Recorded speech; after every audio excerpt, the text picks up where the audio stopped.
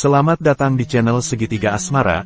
Pada abad ke-14 Masehi Indonesia menjadi saksi peristiwa dramatis yang menciptakan bayang-bayang kelam dalam sejarahnya Perang Bubat, sebuah konflik mematikan antara kerajaan Sunda dan Majapahit. Meskipun kejadian ini diwarnai tragedi, namun di balik layar tersembunyi dinamika politik dan faktor-faktor kompleks yang membentuk perjalanan pertempuran itu. Pada masa tersebut Indonesia dipenuhi oleh kekuatan-kekuatan besar termasuk kerajaan Sunda dan Majapahit yang masing-masing memegang peranan utama di Jawa. Sunda berpusat di Jawa Barat, menonjol dalam perekonomian melalui perdagangan yang intensif dan keberadaan pelabuhan Sunda Kelapa sebagai pusat perdagangan penting. Budaya Sunda berkembang melalui seni pertunjukan seperti wayang golek dan tari jaipongan, serta melalui seni tekstil batik. Sunda di bidang agama Hinduisme dan Buddha tetap berpengaruh dalam kebudayaan Sunda. Di sisi lain Majapahit maju sebagai kekuatan imperialistik yang berhasil mempersatukan Nusantara melalui diplomasi dan administrasi maju. Majapahit juga menjadi pusat pengembangan sastra kawi, seni dan pembangunan infrastruktur terutama dalam sistem irigasi yang mendukung pertanian. Dalam aspek agama Majapahit mempertahankan Hindu-Buddha sambil mempengaruhi penyebaran agama Islam.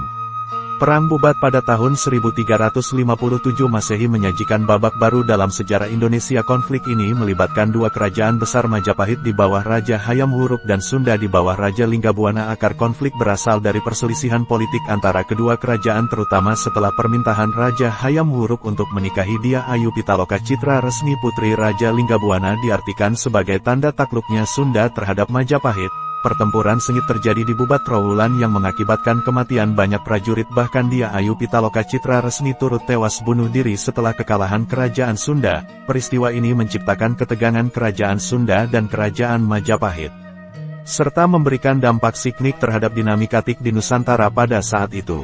Majapahit dan Sunda berakhir di era politik di Nusantara menggambarkan rivalitas dan persaingan antar kerajaan serta usaha keras Sunda mempertahankan identitas dan martabatnya. Perang Bubat sebagai episode sentral dalam sejarah Nusantara memperlihatkan kompleksitas interaksi antar kerajaan dan perubahan dalam struktur kekuasaan serta persepsi politik pada masa itu. Perang Bubat, konflik antara kerajaan Majapahit dan kerajaan Sunda yang diwarnai oleh keegoisan Gajah Mada. Semua pejabat pun konon tewas dalam keganasan pertempuran tersebut. Perang meletus akibat ulah Gajah Mada yang terobsesi dengan misinya untuk menyatukan Nusantara, sesuai dengan Sumpah Palapa yang pernah diucapkannya. Proses perkawinan antara Hayam Wuruk dan Dia Ayu Pitaloka Citra Resmi, putri Raja Sunda, menjadi medan pertempuran untuk menyelesaikan ambisi Gajah Mada. Sayangnya yang tewas bukan hanya pejabat Majapahit tetapi malah rombongan Sunda yang tidak berdosa. Sang Raja Hayam Wuruk tak mengetahui serangan itu terjadi. Pesta pernikahan yang seharusnya menyatukan dua kerajaan besar itu, dan itu terjadi pada tahun 1357 Masehi. Perang Bubat meninggalkan tampuk tahta kerajaan kosong, namun kerajaan Sunda tak langsung tamat. Menurut penelitian Saleh Dana Sasmita dalam bukunya Melacak Sejarah Pakuan Pajajaran dan Prabu Siliwangi, kerajaan Sunda masih diperintah oleh rajanya setelah perang tersebut. Berdasarkan carita Parahyangan dan Kakawin Pararaton, Maharaja Raja Sunda yang hendak menikahkan putrinya dengan Hayam Wuruk. Meski pasca Perang Bubat, tampuk kekuasaan tetap berlanjut. Terdapat tokoh yang selamat dari perang tersebut, yaitu Wastu Kencana yang diakui sebagai kakek Sri Baduga Maharaja penguasa kemudian. Namun perbedaan catatan sejarah antara prasasti batu tulis, prasasti Kebantenan dan carita Parahyangan menciptakan kebingungan mengenai nasib Sri Baduga Maharaja. Pada akhirnya tokoh Sri Baduga Maharaja dianggap gugur di waktu Perang Bubat. Meskipun beberapa catatan membingungkan tentang lokasi Perang Bubat, kisah Perang Bubat juga membuka tabir mengenai hubungan keluarga dan pergeseran kekuasaan. Sri Baduga Maharaja, cucu Wastu Kencana, ternyata tidak terlibat dalam Perang Bubat, karena masa hidupnya dimulai setelah perang tersebut. Masa pemerintahan Raja Wastu Kencana hingga runtuhnya kerajaan Pajajaran akibat serangan Kesultanan Banten. Mencatat sejarah Nusantara selama 222 tahun, Perang Bubat tidak hanya menjadi titik balik keegoisan Gajah Mada, tetapi perang ini juga membuka lembaran baru dalam sejarah politik dan kepemimpinan di Nusantara. Tanah lapang di utara kota Majapahit dikenal sebagai Lapangan Bubat menjadi saksi bisu pernikahan yang tragis antara Raja Hayam Wuruk dan Dia Ayu Pitaloka Citra Resmi, sang putri Raja Linggabuana. Kematian Raja Linggabuana dan Dia Ayu Pitaloka Citra Resmi mengakibatkan kemarahan di antara petinggi keraton. Dengan semua jari menuding Gajah Mada sebagai biang keladinya, Gajah Mada dalam pembelaannya menjelaskan bahwa tindakannya didasarkan pada kebijakan yang mensyaratkan pengakuan. kedudukan sebagai bawahan Majapahit sebelum menikmati hak-hak istimewa sebagai anggota imperium, namun kesalahpahaman terjadi dan Gajah Mada mengakui seharusnya dia terlibat dalam perundingan sejak awal. Seorang sejarawan menyajikan interpretasinya tentang peristiwa Bubat. Menurutnya Gajah Mada akhirnya menyesali perannya dan memohon maaf dengan cuti panjang di tanah miliknya. Tragedi ini terjadi pada tahun 1357 Masehi, yang mengakibatkan malapetaka bagi Sunda dan menyebabkan Majapahit merenung. Namun dari kegelapan peristiwa Bubat muncul transformasi positif. Hayam Wuruk tergugah oleh tragedi ini berusaha untuk tidak lagi tergantung pada Gajah Mada dalam mengambil keputusan.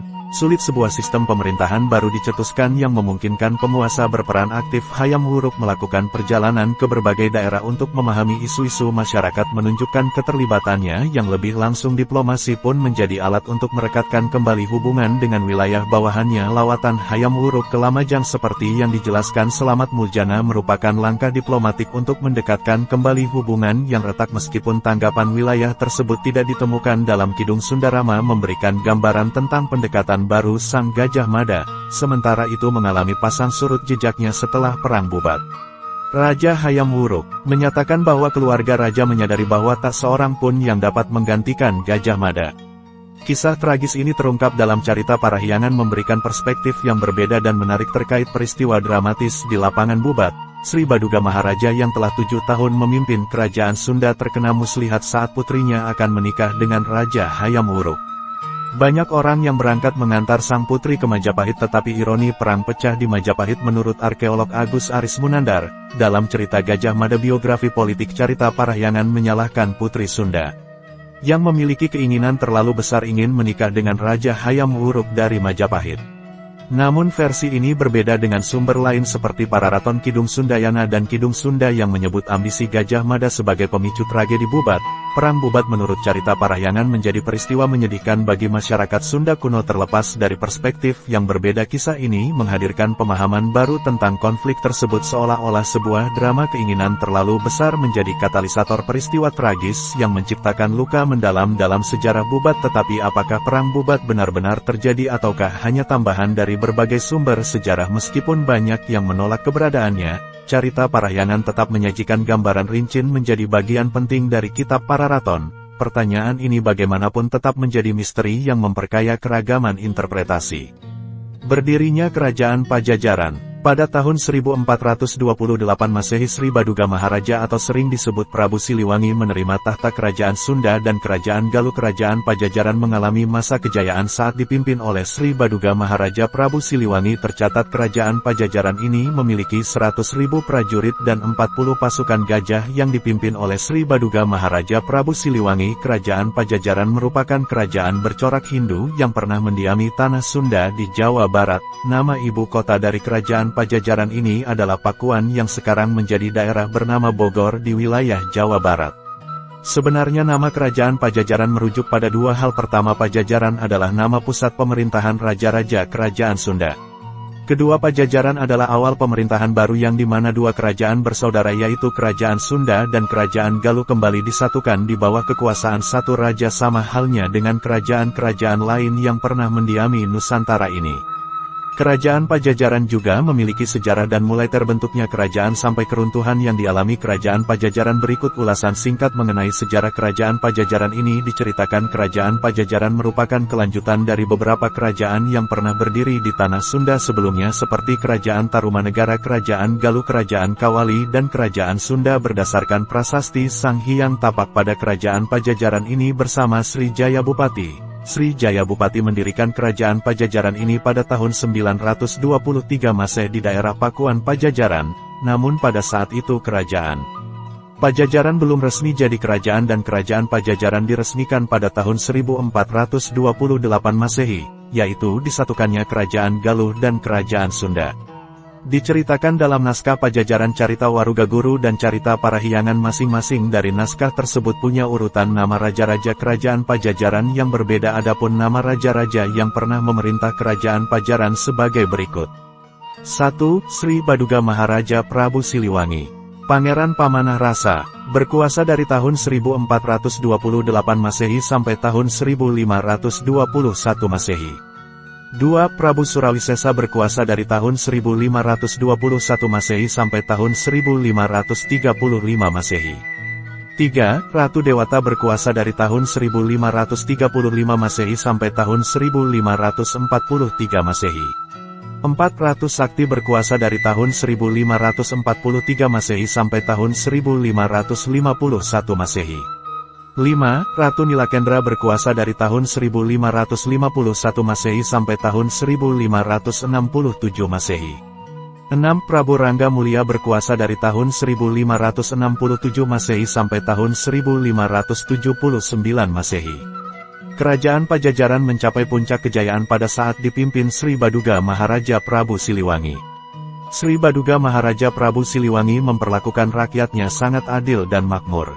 Dan salah satu kebijakan Prabu Siliwangi berlakukan saat itu adalah membebaskan rakyat Pajajaran dari pajak.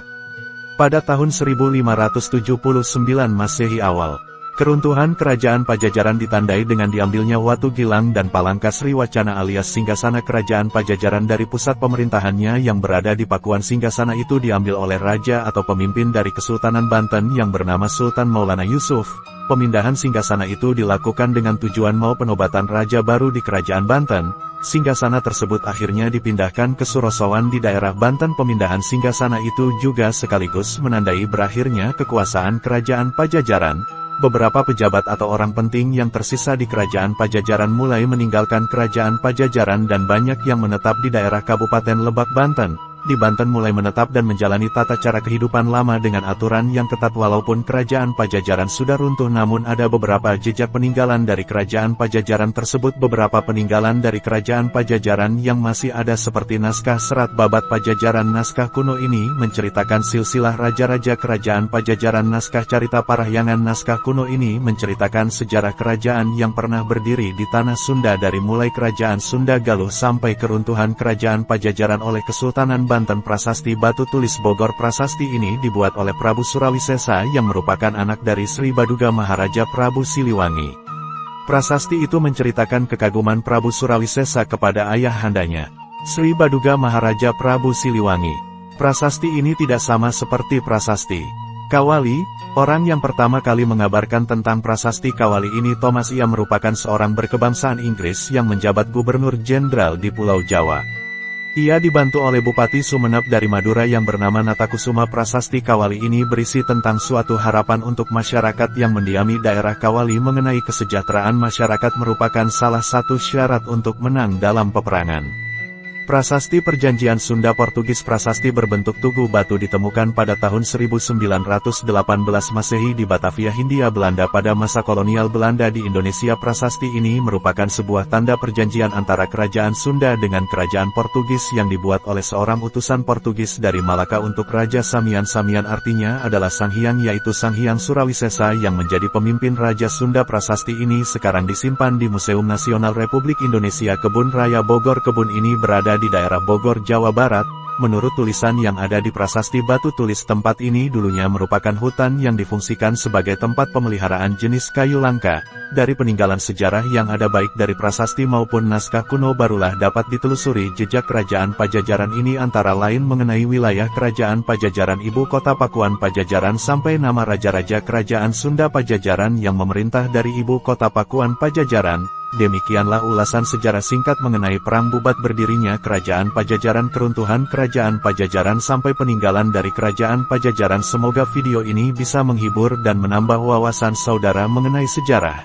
Jangan lupa subscribe, like, dan bagikan channel Segitiga Asmara. Sampai bertemu lagi di video selanjutnya.